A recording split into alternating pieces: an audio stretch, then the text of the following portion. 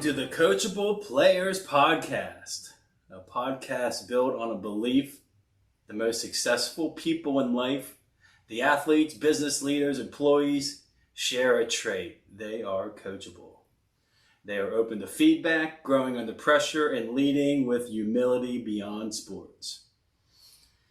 Here, coachability is more than just a sports skill. It's a lifelong skill. And I am glad to be back at it today in the studio. We're talking about a play in an NFL game. This is a play I've talked about many times with friends, enjoying a cold one or two, talking about some memorable football games and plays. This episode is called The Most Teachable Play in Sports and what it means for your career. You ever notice how the biggest moments in life don't feel big when they're happening? They feel fast, chaotic, uncertain. And then later, you look back and realize that moment defined everything. Today, I want to talk about one of the most teachable moments in sports history, in my opinion. But more importantly, what it means for you, whether you're an athlete or a young professional just getting started. Let's talk about that moment now. We got to go back to Super Bowl 43. For all the Roman numeral people out there, that's XLIII. We're talking February 1st, 2009. We're at Raymond James Stadium in Tampa, Florida. The Pittsburgh Steelers versus the Arizona Cardinals. Late in the second quarter, Steelers are up 10-7. The Cardinals are on the 1-yard line. 18 seconds left in the half. This is one of those moments where if you're watching live, you're thinking, okay, Arizona's going to score here. They're going to go into halftime with momentum. Quarterback Kurt Warner takes the snap, drops back, sees his receiver, fires the ball, and then, out of nowhere, number 92, James Harrison, steps in front. Interception. Let's pause the story right there. Let's pause the story. Because this is where most people tell the story. They talk about the interception. They talk about the 100-yard return. They talk about one of the greatest plays in Super Bowl history. But if you want to understand why this play matters, you have to go back. You have to flash back to summer when no one's watching.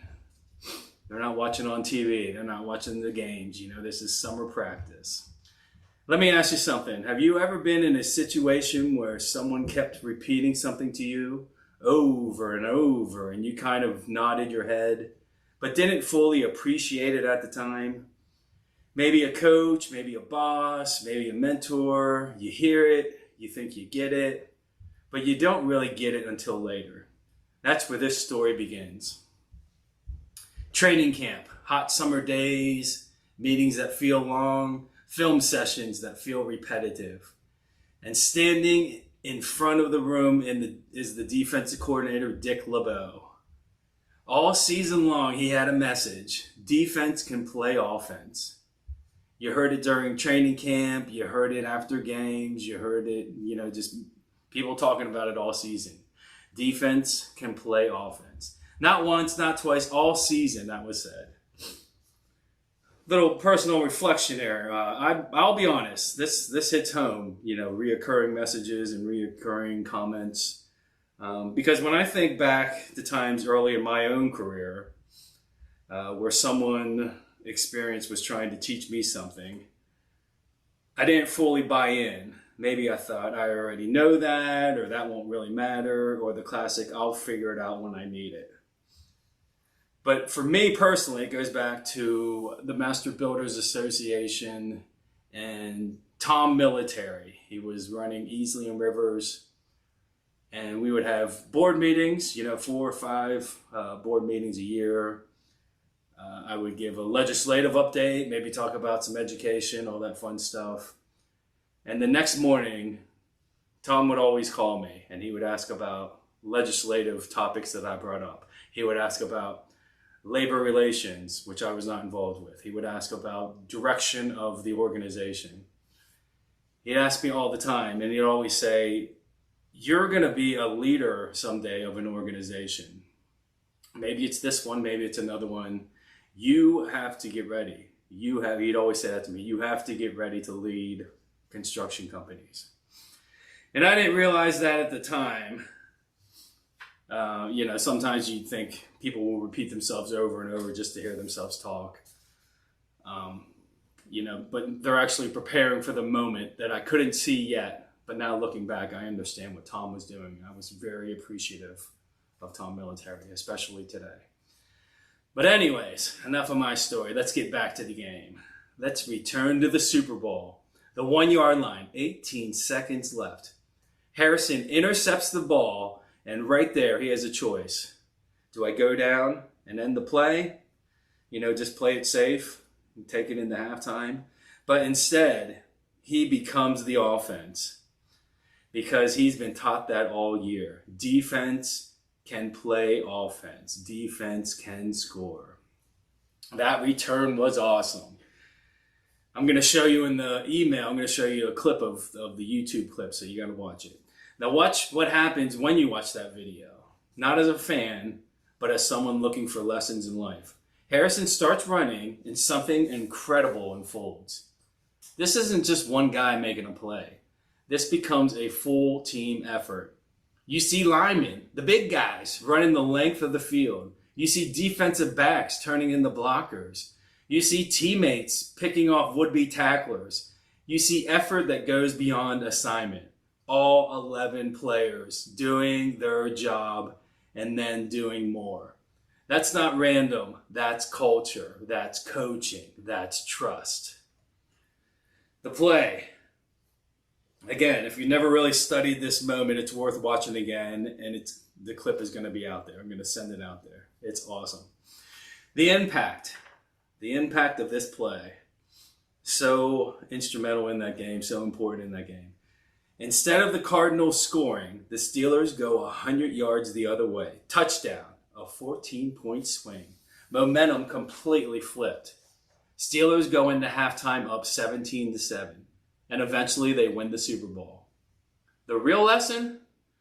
Now here's where this becomes bigger than football. Because this isn't really about an interception. It's about being coachable. It's about preparation, and it's about trust.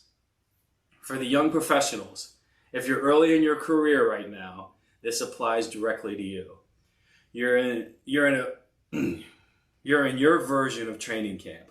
Whether it's your first job, your college intern, your first construction projects, your first real world responsibilities.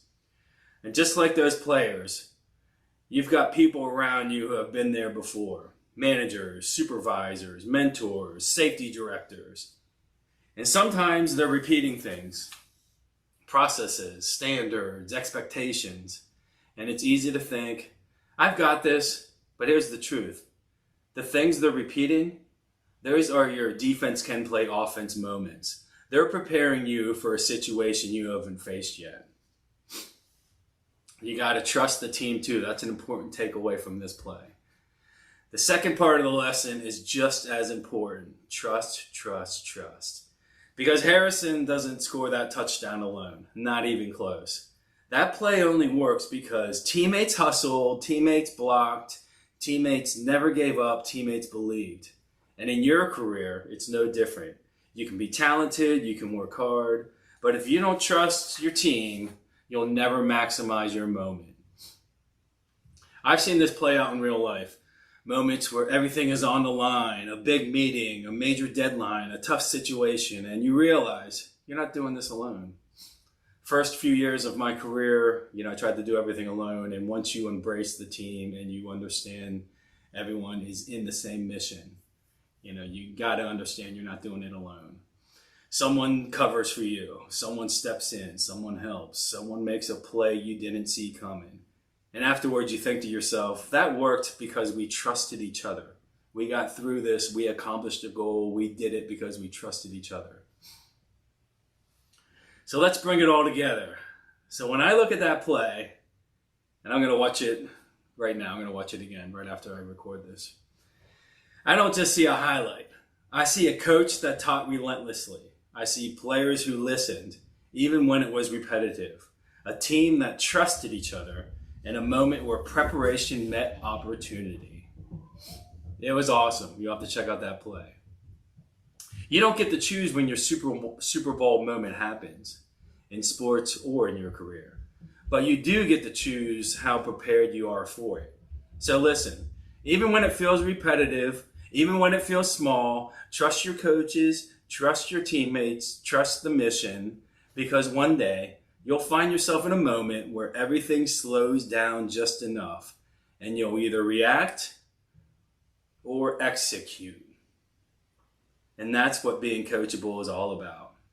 Until next time, stay humble, stay hungry, and stay coachable.